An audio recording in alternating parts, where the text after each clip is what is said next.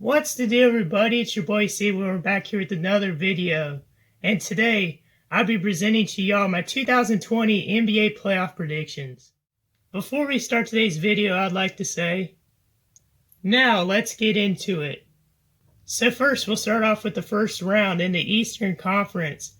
The first matchup, we got the number 1 seeded Milwaukee Bucks against the 8th seed Orlando Magic. As expected, the Bucks have had a strong season. They were being led by MVP candidate and last year's MVP Giannis Antetokounmpo. They have a really strong squad, a lot of people who can shoot the three ball. They have a really strong bench, a lot of guys who can shoot the three and drive. They have a really good underrated player in Chris Middleton, who made his first career All-Star appearance this season. The Magic have a lot of young talent, guys who could score, guys who could shoot the ball. Markelle Fultz has definitely improved. He's gotten better over the past couple seasons. Nikola Vucevic, their veteran center, could play really good in the post. He's going to be a very good matchup between him and Brook Lopez.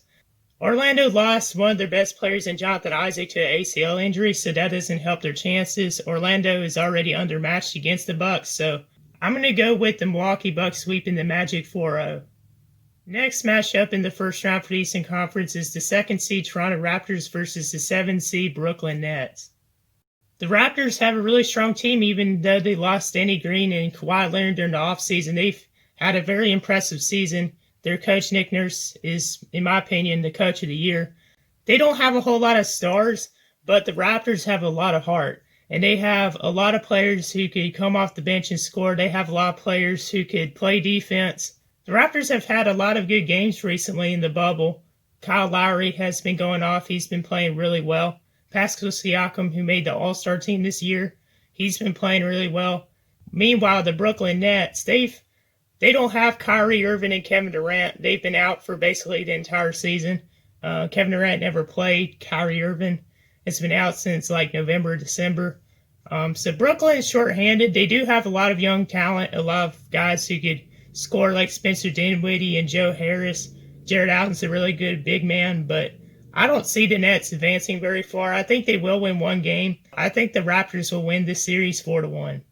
Next matchup in the first round of the Eastern Conference is the number 3 seed Boston Celtics versus the 6th seed Philadelphia 76ers. Going into this season, I had the Celtics as the second best team in the East, especially after they acquired Kemba Walker. Now, just have some things they need to improve on. But they have a really solid squad. They have a lot of guys off the bench, a lot of guys that start that are really good. Very loaded team, in my opinion. The 76ers have had a pretty good season. They did lose some players during the offseason. Veteran Al Horford, he could score from anywhere. He could shoot the mid-range to 3, score inside and defend. Joel Embiid's been on and off. He's had some injuries throughout the season. Ben Simmons is out for possibly the rest of the season. The Celtics have a really good squad, and I think that they will advance. They will beat the Philadelphia 76ers 4-1. Last matchup in the first round of the Eastern Conference is the number 4 seed Pacers versus the number 5 seed Heat. I will admit, the Pacers have surprised me this season. I didn't think they would be this good. I thought maybe they would be around the 8th seed, and they've definitely impressed. Victor Oladipo, he was hurt for most of the season, but he came back and he's been playing pretty good. Domantas Sabonis, first-time All-Star. He's had an amazing season. They're big man.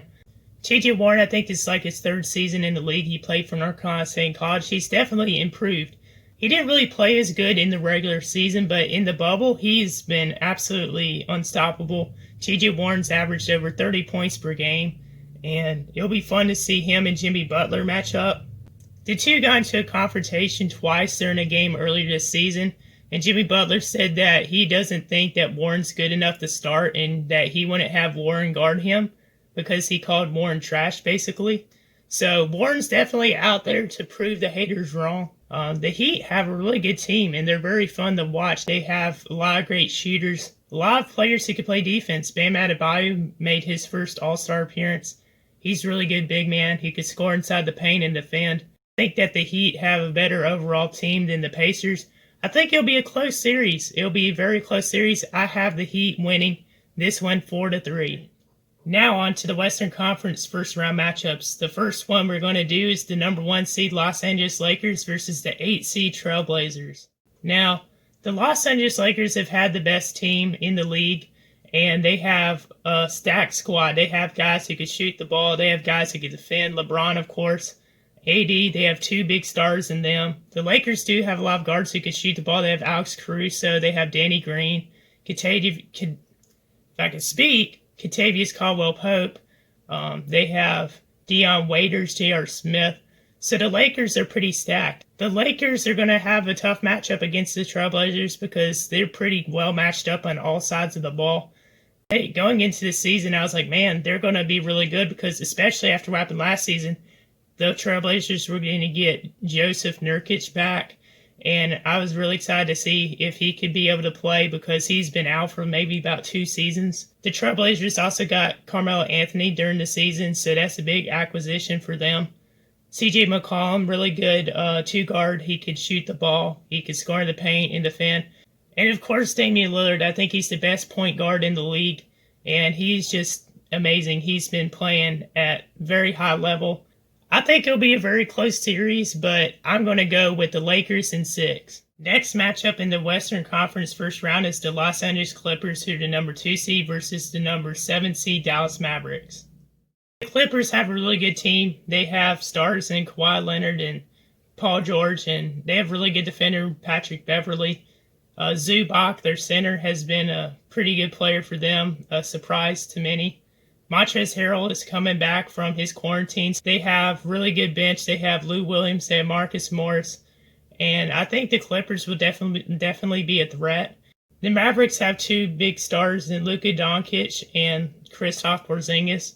Both of them could shoot the ball and play inside, and Doncic is the floor general. He can pass really well as well. I wonder who the Clippers are going to put on Luka, but whoever they put on him, like Paul George and Kawhi Leonard and Patrick Beverley, will be very tough experience for Luka Doncic because I don't think he's had to deal with as much tough defense as he probably will experience in these playoffs. So I think the Clippers are just too strong for the Mavericks. I know the Mavericks are probably going to be in playoffs for years to come, and I just think the Clippers are just too stacked. I think the Clippers will win it in 5, 4-1.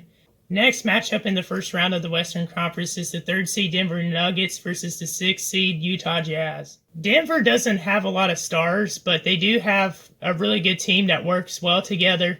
A lot of collaboration, a lot of guys who can stretch the floor, shoot, very athletic. They have Jamal Murray, really good point guard. They have Gary Harris Jr., shooting guard, Will Barton. Michael Porter Jr. has had a history of injuries, but he has emerged this season. I think that he's been very crucial for them. Nikola Jokic, an all-star, he's been playing really good this season as usual, and I think the Nuggets have a really solid team. Now, the Utah Jazz have a really good team too, just like the Nuggets. Not a lot of stars, but a lot of players that work together really well and can defend and basically score from anywhere. So the Jazz have really good players in Donovan Mitchell. They have Mike Conley, Rudy Gobert, who's also a defensive player candidate of the year. Rudy Gobert has played really good during the bubble. The Jazz also have Jordan Clarkson, who's a really good 3-point shooter off the bench. They have Royce O'Neal. They have Joe Ingles, who can shoot really well. I think the Jazz will definitely give the Nuggets a really close series. I think it will be very entertaining. I think this series will be very entertaining and will go to 7 games, and I have the Nuggets winning. It'll be very interesting to see who will come on top, but I have the Nuggets winning this one. And the last first-round matchup of the Western Conference is the Houston Rockets, who are the number 4 seed, versus the 5 seed Oklahoma City Thunder. During the offseason, Russell Westbrook went from the Thunder to the Houston Rockets, and Chris Paul went from the Rockets to the Thunder. So it's definitely kind of cool to see both of them match up again in the playoffs. Now, the Rockets, I feel like they made a dumb move by getting rid of their center, Clint Capella, trading him to the Hawks, because they're lacking some defense inside the paint, and they're lacking height inside the paint. But the Rockets have a really interesting team with their small ball lineup. They have P.J. Tucker, who's like 6'5", 6'6" at the center position.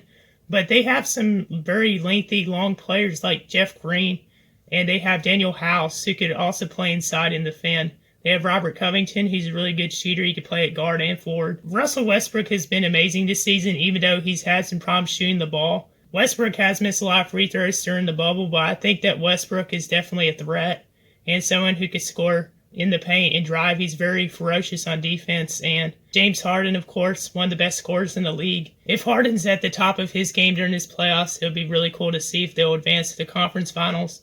While the Oklahoma City Thunder, they have a really solid team, very surprising. I didn't think the Thunder would be this good, especially since they lost Russell Westbrook and Paul George, but the Thunder have been really good. They have Chris Paul, who's basically been the leader of the team. Shai Gilgeous-Alexander has been a surprise, very improved player. He could play the guard and the forward position.